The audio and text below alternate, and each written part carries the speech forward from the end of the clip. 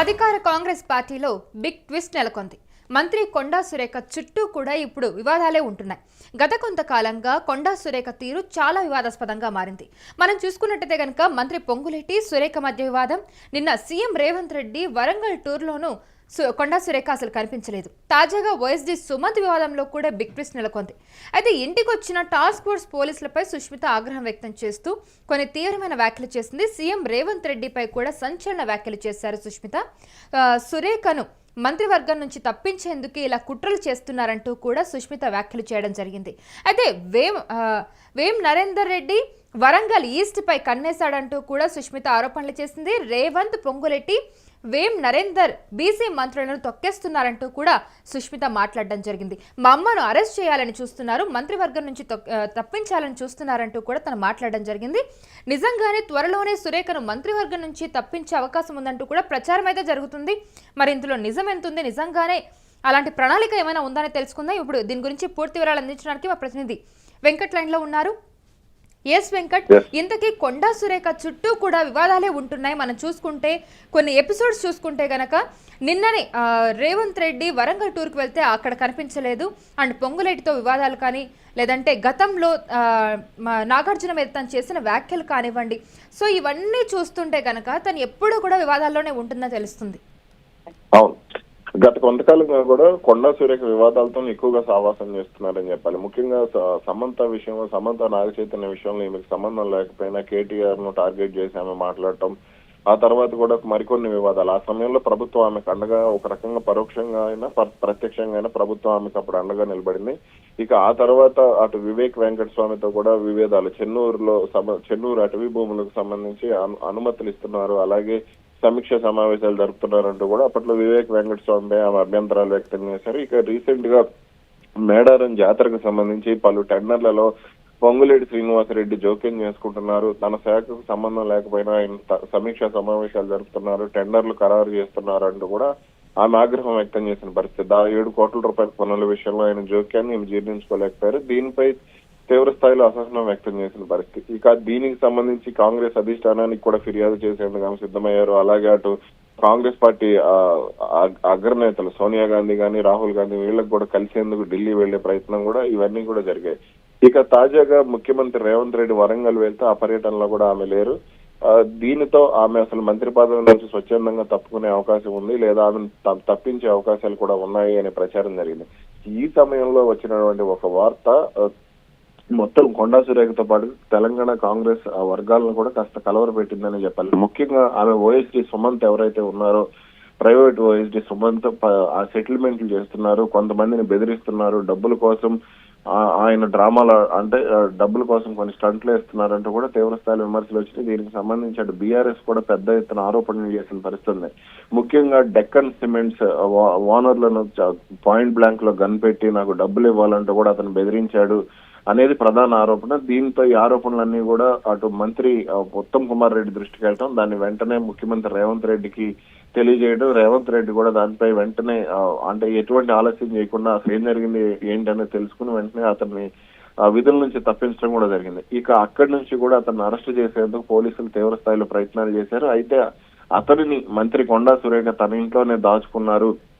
ఎందుకంటే సుమంత్ అనే వ్యక్తి, ఓఎస్డీగా పనిచేసినటువంటి వ్యక్తి, కొండా సురేఖ తరపున, అంటే కొండా సురేఖ వసూళ్లకు అతను కీలకంగా వ్యవహరిస్తున్నాడు, మధ్యవర్తిగా వ్యవహరిస్తున్నాడు. కొండా సురేఖ ఎవరిని టార్గెట్ చేయమని చెప్తే వాళ్ళని టార్గెట్ చేస్తున్నాడు అనేది కూడా ప్రధాన ఆరోపణ. ఈ నేపథ్యంలోనే అతన్ని దాచిపెట్టినట్టుగా కూడా తెలుస్తోంది.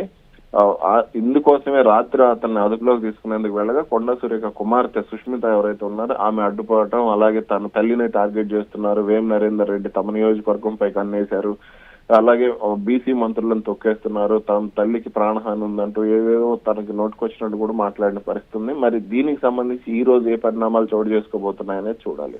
ఎస్, అయితే తను అంటే కొండా సురేఖ కుమార్తె కొన్ని తీవ్రమైన వ్యాఖ్యలు చేశారు. రెడ్డిలంతా కలిసి ఇట్లా మా మీద కక్ష సాధింపు చర్యలుగా దిగుతున్నారని చెప్పడం జరిగింది. అంటే బీసీ మంత్రిగా ఉండొద్దు, అంటే కేబినెట్ నుండి తొలగించాలని ఇలాంటి ప్రయత్నాలు చేస్తున్నారంటూ కూడా తను వ్యాఖ్యానించడం జరిగింది. అది ఎంతవరకు నిజం?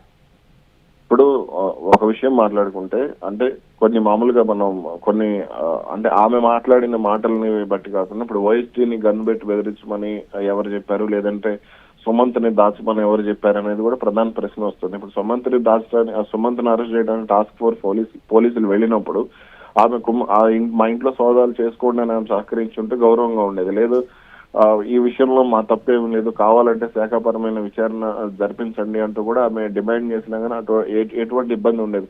కానీ ఇక్కడ సామాజిక వర్గాన్ని తీసుకొచ్చి విమర్శించడం అనేది కరెక్ట్ కాదనే మాట అయితే ప్రధానంగా వినపడుతుంది. ఎందుకంటే రెడ్డి సామాజిక వర్గం అయినప్పటికీ కేబినెట్ లో ఇప్పుడు పొన్నం ప్రభాకర్ లేదంటే ఇతర మంత్రులు కూడా మొన్న అడ్లూరి లక్ష్మణ్ పొన్నం ప్రభాకర్ వివాదం చూసుకుంటే వాళ్ళిద్దరికి మధ్య సయోధ్య కుదర్చడానికి ప్రభుత్వం ప్రయత్నం చేసింది.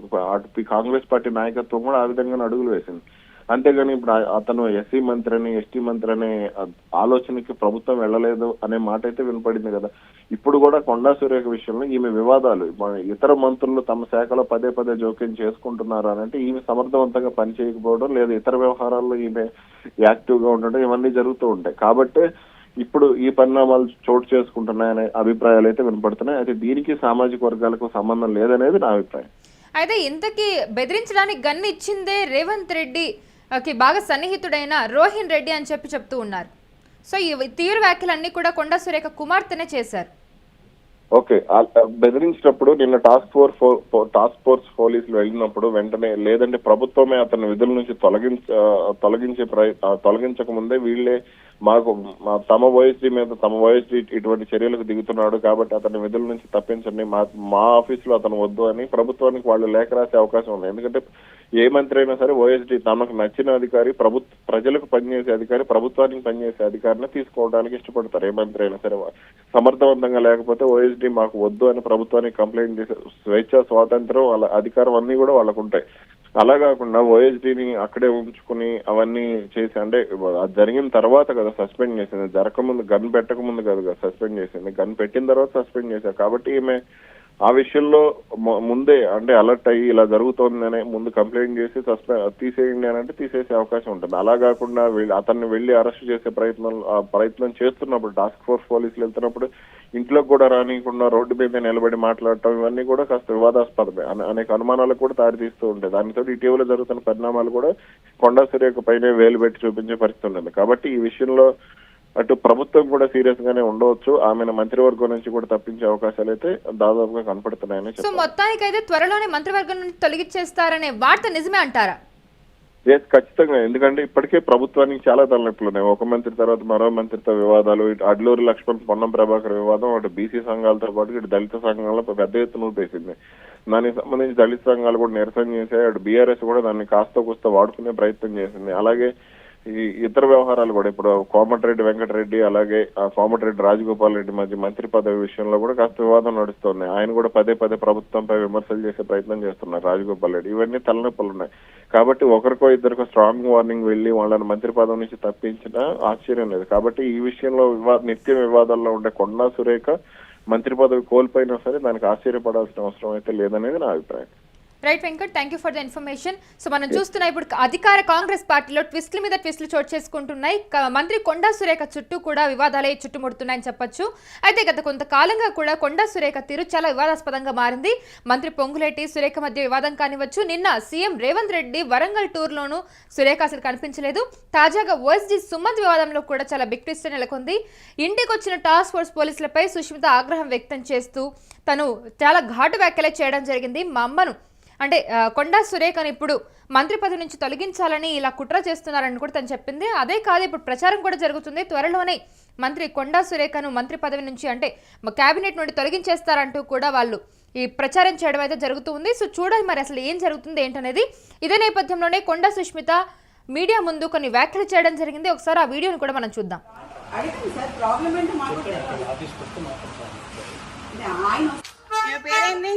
శ్వేత యాదవ్ వచ్చింది ఏం చేయడానికి? ఎవరు వచ్చింది? ఇంకా మీరే చూడండి అయ్యా. ఇప్పుడు మేము చేసింది ఏంది? మేము కాంగ్రెస్ పార్టీకి లాయల్ ఉండడం తప్ప, మేము రేవంత్ రెడ్డికి లాయల్ ఉండడం తప్ప.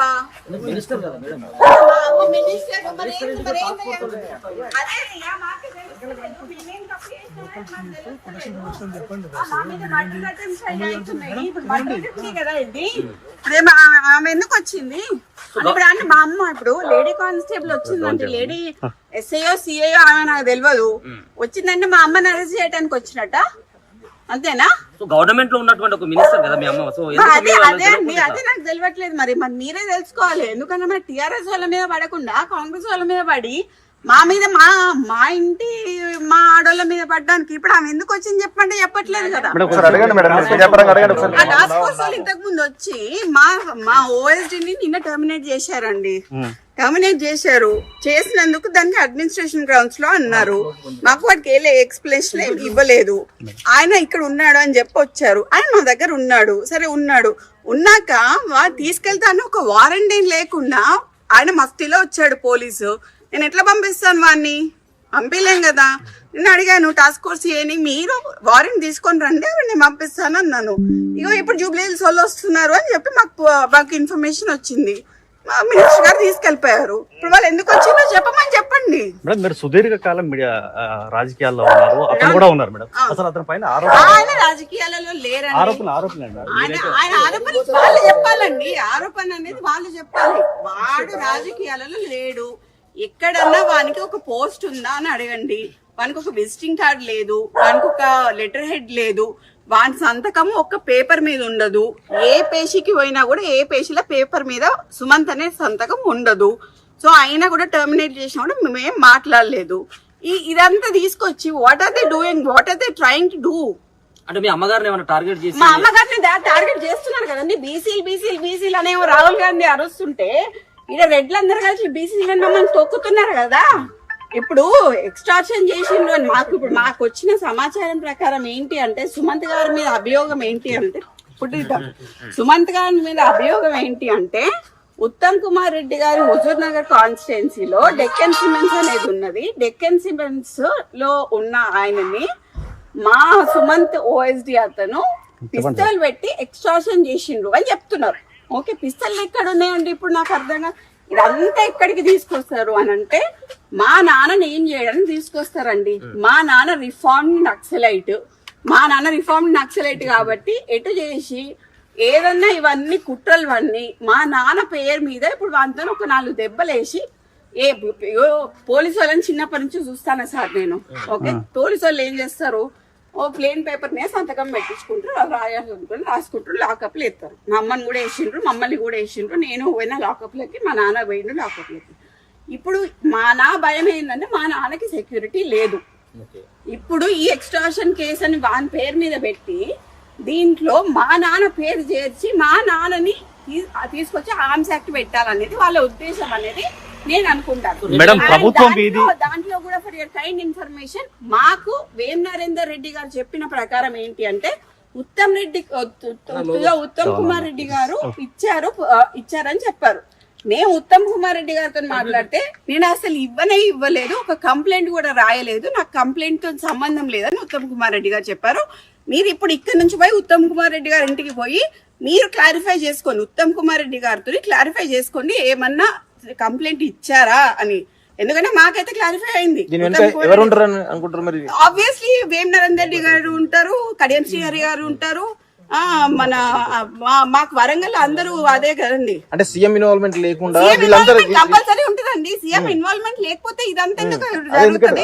అదే సీఎం ఇన్వాల్వ్మెంట్ ఉంది కదా. ఎందుకు ఒక ఓఎస్టీ మీద ఇంత కక్ష కట్టాల్సిన అవసరం ఏంది? ఒక బీసీ లేడీ మీద కక్ష కట్టాల్సిన అవసరం ఏంది? ఒక క్రౌడ్ పుల్లర్ అండి. మై ఫాదర్ మా నాన్న first MLC, unanimous MLC in the whole country అండి. కొండా మురళి టిఆర్ఎస్ నుంచి నించున్నప్పుడు కాంగ్రెస్ వాడు కానీ బీజేపీ వాడు కానీ నామినేషన్ వేయలేదండి. That is my father. They are strong leaders అండి. వరంగల్ లో ఇలా 5 నియోజకవర్గాలని ప్రభావితం చేసే కార్యకర్తల ఒక మంత్రి పైన ఇట్లా రాష్ట్ర ప్రభుత్వం అదే దుర్భిక్ష అనాలా ఏమనాలో కూడా అర్థం కావట్లేదు నాకు. ఇది చాలా దారుణమైన ఒక కక్ష పూరితమైన చర్య. అది బీసీ లేడీ అండి, పద్మశాలి లేడీ, మున్నూరు టార్గెట్ కొండా సురేఖ, టార్గెట్ కొండా మురళి అండి. టార్గెట్ కొండా సురేఖ, టార్గెట్ కొండా మురళి. వాళ్ళని దించాలి. కొండా మురళికి ఎందుకు ప్రొటెక్షన్ ఇవ్వాలి? ప్రొటెక్షన్ తీసేస్తున్నారు, బందోబస్తు తీసేస్తున్నారు. మొన్నటిదాకున్న బందోబస్తు ఎందుకు తీసేస్తున్నారు? ముఖ్య కార్యకర్త ఉన్న నవీన్ రాజ్ అనే ఆయన ఎవరైతే ఉన్నారో ఆయనకి గన్మెన్లు తీసేసినారు. కొండలరెడ్డి, తిరుపతి రెడ్డి వీళ్ళకి ఎందుకు అండి గన్మెన్లు? నేను అడుగుతా, రేవంత్ రెడ్డి అన్నదమ్ములకు ఎందుకు గన్మెన్లు? ఎందుకు? మాకు ఒకవేళ మా ముఖ్య అనుచరుడు ఆయనకు యాక్చువల్లీ మర్డర్ అటెంప్ట్స్ ఉన్నాయి, ఆయనకి థ్రెట్ ఉంది, ఆయనకు తీసేసిండ్రు. అడిగితే మాకు ఇయ్యరు గన్మెన్లు.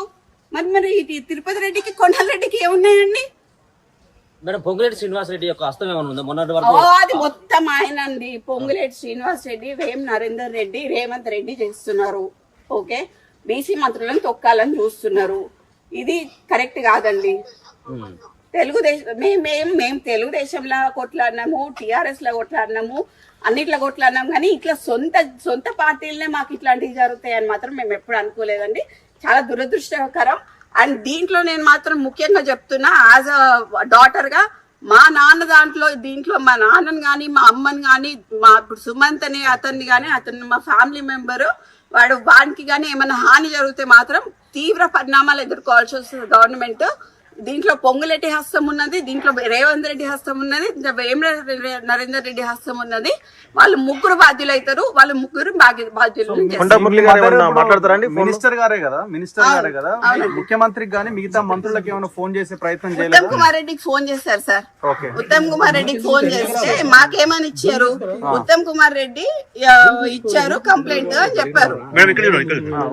ఉత్తమ్ కుమార్ రెడ్డి కంప్లైంట్ ఇచ్చారు. ఎవరండి? ఒక 2 minutes రగన్నతో మాట్లాడాను. రగన్న, ఉత్తమ్ కుమార్ రెడ్డి ఇచ్చిండు కంప్లైంట్, ఏమని ఎక్స్ట్రాషన్ చేసిండు, పుస్తలు పెట్టి ఎక్స్ట్రాషన్ చేసిండు అని కంప్లైంట్ ఇచ్చిండు అని చెప్పిండు రగన్న. ఓకే, సో మేము ఉత్తమ్ కుమార్ రెడ్డికి ఫోన్ చేసినాం. ఉత్తమ్ కుమార్ రెడ్డి అంకుల్ ఒకటే మాట చెప్పిండు, నేను ఎటువంటి కంప్లైంట్ ఇయ్యలేదు అని చెప్పిండు. మీరు ఇక్కడ నుంచి ఉత్తమ్ కుమార్ రెడ్డి అంకుల్ వాళ్ళ ఇంటికి పోండి, పోయి అడగండి ఆయనని. ఇప్పుడు డక్కన్ సిమెంట్స్ కి సంబంధించిన రోహిన్ రెడ్డి కూడా మీటింగ్ లో ఉన్నాడని అంటున్నారు కదా. ఎగ్జాక్ట్లీ, డెక్కన్ సిమెంట్స్ అనే సంస్థలో ఇప్పుడు నేను చెప్తా అండి. ఇప్పుడు మీరు అడిగినారు కదా, exactly the correct point I tell you. ఇది సిఎంఓ నుంచి వచ్చిన, ఇది సిఎంఓ. మీరు ప్లీజ్ కమ్ హియర్.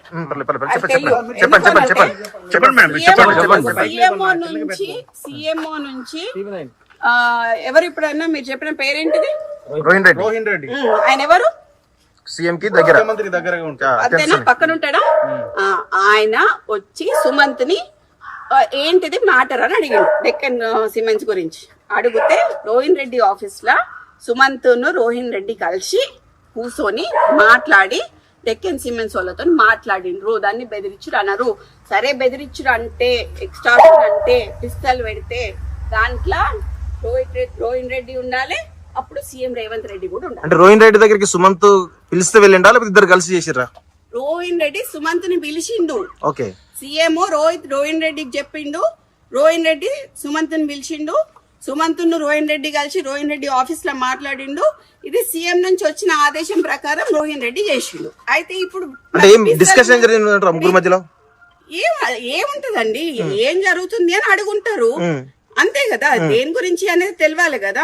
ఇప్పుడు ఎక్స్ట్రాక్షన్ చేసిండు అంటున్నారు కదా, పిసల్ ఉన్నది అంటున్నారు కదా, రోహిన్ రెడ్డి అయితే ఉన్నాడు కదా, మరి రోహిన్ రెడ్డి సాక్ష్యం చెప్పాలి. ఇప్పుడు సీఎం మరి ఇప్పుడు సీఎం పెట్టించినట్టే కదా పిస్తల్. జరిగింది రోహిన్ రెడ్డి ఇంట్లోనేనా డిస్కషన్ అంతా?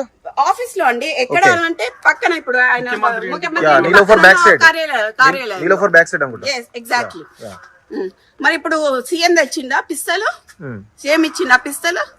అంతే, సీఎం ఇచ్చిండు, రోహిన్ రెడ్డి నమ్మనాలి. ఇప్పుడు సుమంత్ ఎక్కడ కూర్చుంటే రోహిన్ రెడ్డి అక్కడ కూర్చోవాలి, సుమంత్ ఎక్కడ పోతే రోహిన్ రెడ్డి అక్కడ పోవాలి, సుమంత్ ఎక్కడ అరెస్ట్ అయితే రోహిన్ రెడ్డి అక్కడ అరెస్ట్ కావాలి.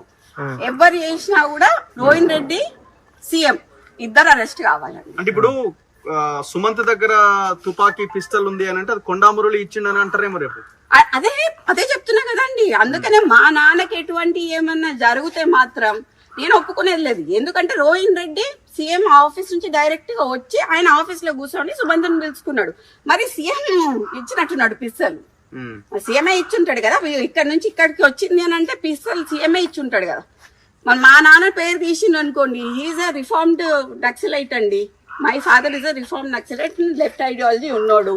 సో దాన్ని బేస్ చేసుకొని అంతకు ముందు కేసెస్ ఉన్నాయి, దే ఆర్ ఆల్ ఎగ్జిక్యూటెడ్, అన్ని అయిపోయినాయి ఈ కేసెస్. మళ్ళీ ఇట్లా కక్షపూరితంగా చేద్దామని ట్రై చేస్తున్నట్టున్నారు.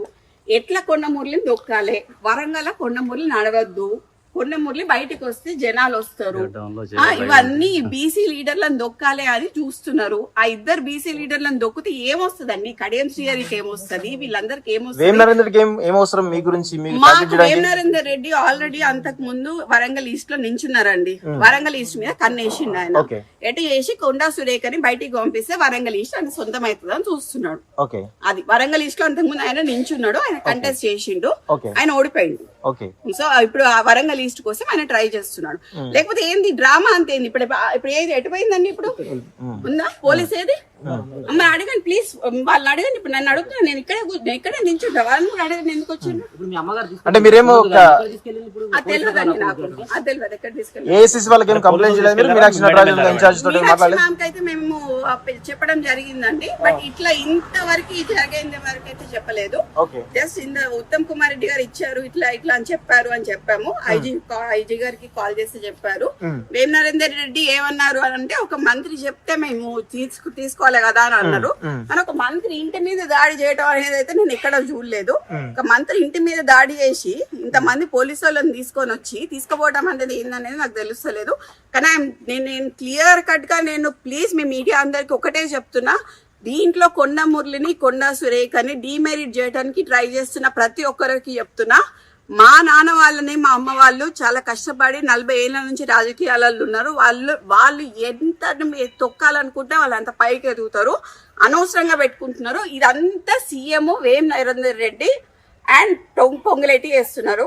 నేను క్లియర్ గా చెప్తున్నాను. సీఎం ఇప్పుడు నాకు ఎక్స్టార్షన్ కేసులో వాడి దగ్గర పిస్తల్ దొరికింది అని చెప్పి ఉత్తమ్ కుమార్ రెడ్డి ఇచ్చిన లెటర్ కంప్లైంట్ మాకు కావాలి, మేము చూడాలి. అది ఒకవేళ ఇచ్చిండ్రు అని అనుకో, అప్పుడు రోహిత్ రెడ్డి కూడా పార్ట్నరే కదా, రోహిత్ రెడ్డి కూడా అక్కడనే ఉన్నాడు కదా, రోహిత్ రెడ్డి పోవాలి.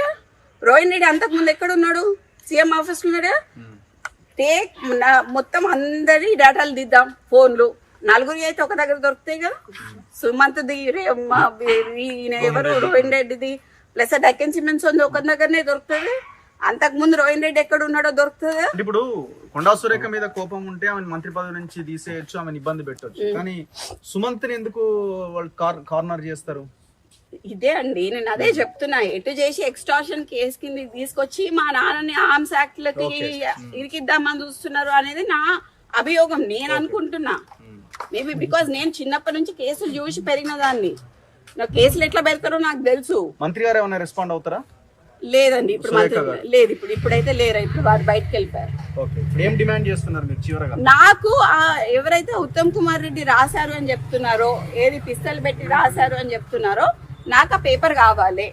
ఐ నీడెడ్ పేపర్ అండ్ ఈ డ్రామా అంతా ఏంది? ఈ పోలీసు వాళ్ళందరూ ఎందుకు వచ్చిండ్రు, మా ఇంటికి మీదకి ఎందుకు వచ్చిండ్రు అనేది నాకు కావాలి.